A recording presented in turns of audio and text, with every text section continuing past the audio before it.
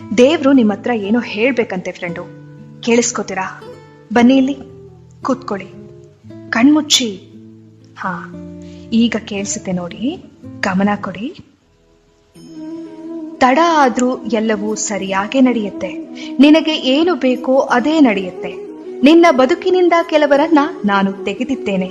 ಅವರಿಗೆ ನಿನ್ನನ್ನು ಪಡೆಯುವ ಅರ್ಹತೆ ಇರಲಿಲ್ಲ. ನಿನ್ನ ಪ್ರಾರ್ಥನೆ ನಾ ಕೇಳಿದ್ದೇನೆ, ಹಾಗೆಯೇ ಅವರಾಡಿದ ಮಾತುಗಳನ್ನು ಕೇಳಿದ್ದೇನೆ. ನೀ ಕೇಳಿಸಿಕೊಳ್ಳದೇ ಇರುವ ಸತ್ಯಗಳು ನನಗೆ ಕೇಳಿಸಿದೆ.